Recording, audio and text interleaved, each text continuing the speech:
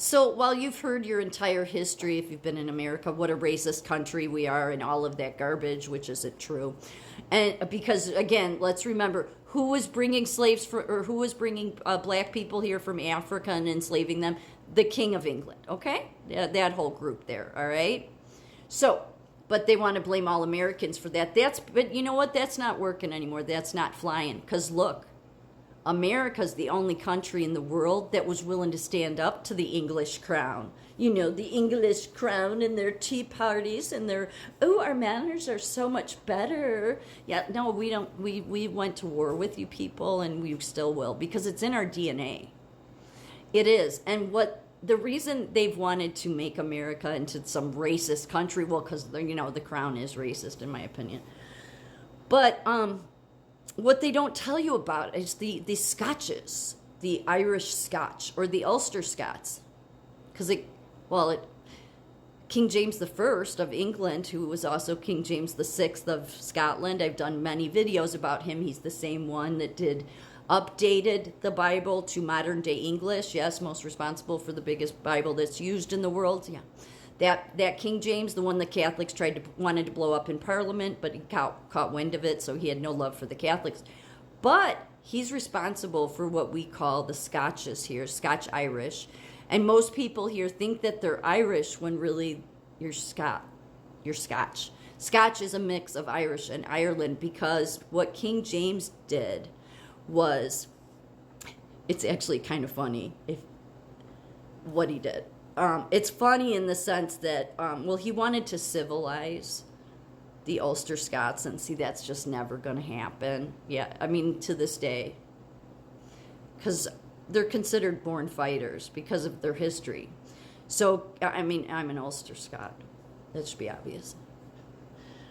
King James played a pivotal role in the plantation of Ulster, so a colonization initiative aimed at transforming the province of Ulster in Ireland. This project began during his reign in 1609 and involved settling English and Scottish Protestants on land confiscated from native Irish Catholics. Native Irish Catholic chiefs after the 9 Years' War. James sought to civilize Ulster by introducing English-speaking Protestant settlers who were loyal to the crown. Yes, the English-speaking Protestants, yeah. So that never happened, of course. That just would never happen. Because the Scots-Irish are born fighting. Yeah, I mean, for over 4 years, been doing videos, being suppressed, shadow banned, and yeah, I'm a Scotch. That's what I've learned through all this. Yeah. So literally, the people he moved, Scottish people, they were living in Scotland. He moved them into land that he confiscated from Catholic chiefs. He moved these Scots into Ulster, which was the lowlands, into Ireland. But they were Scots. Okay, so obviously, you know, that's how you get the Scots-Irish, because, yeah, they blended. And again, they're in Scotland and Ireland. They think Scotch, us calling it Scotch, is ridiculous. But, you know, we see it as kind of special. But most Americans don't realize it, because you're not really told that much about the Ulster Scots, yet they played a huge, huge role in the history of America, especially in fighting for independence. So when everybody has wanted to carry on about what a racist white country we are, it's like right here, okay? Because no other country was willing to go up against the crown. All you other countries wanted to submit to the crown. So you professors in the university, get your stick out of your ass, okay? You're as bad as the English elites there that wanted to civilize the Scot-Irish. And they came here, and then the Native Americans were, because they were actually, the Scot-Irish were actually indigenous people. But I don't think they would ever want to claim that title, because they're not a group that's about victimhood.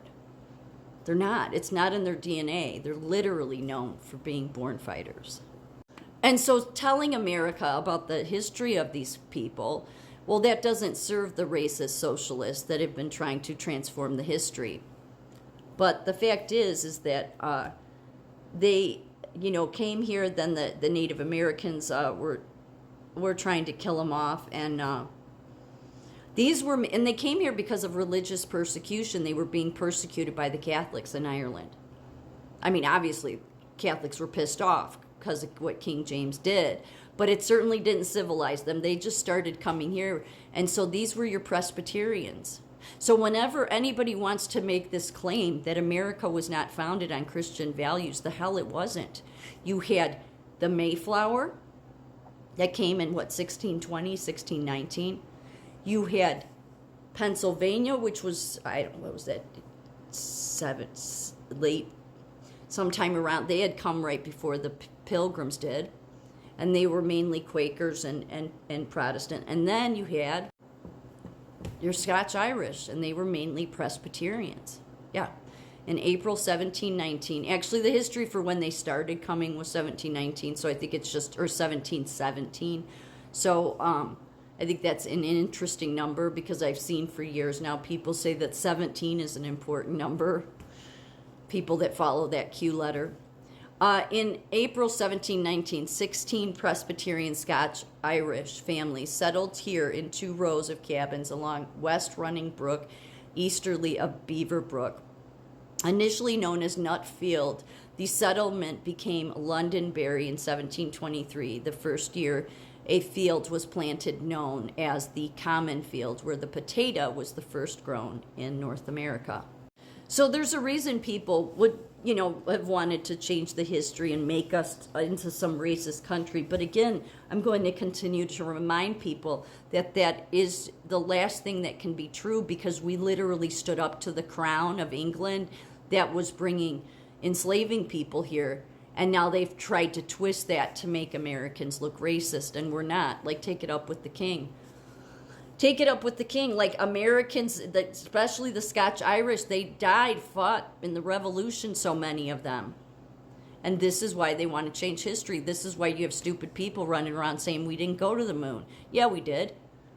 But to say that, because there was a Scotch-Irish that went, one of the astronauts was the first on the moon. These people shaped much of our history, and it had nothing to do with racism, because they were constantly being persecuted, whether it was for their faith or whether it was the Native Americans, and they just kept being pushed out. And still to this day, a lot of them live in the Appalachian Mountains, but I mean, they're everywhere.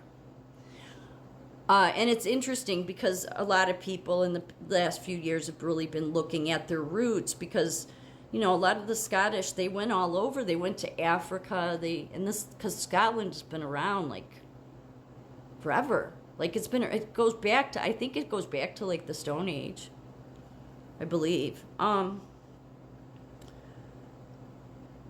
actually, some of the Ulster Scots, they had to work as indentured servants to pay for their passage to America.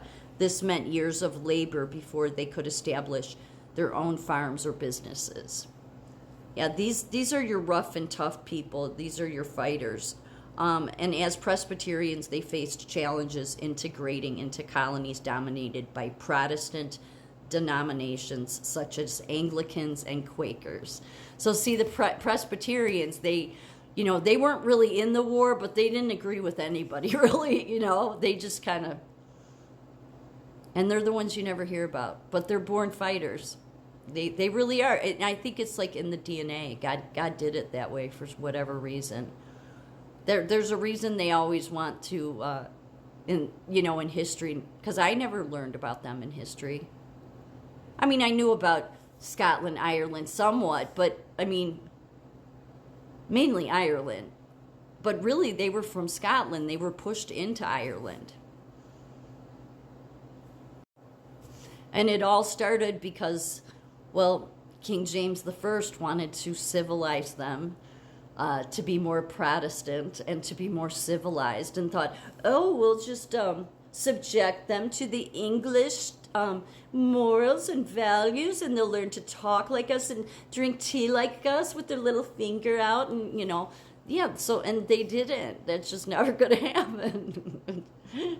Instead, most of these people fought and died. I mean, and they will fight to this day. It's in these people's DNA.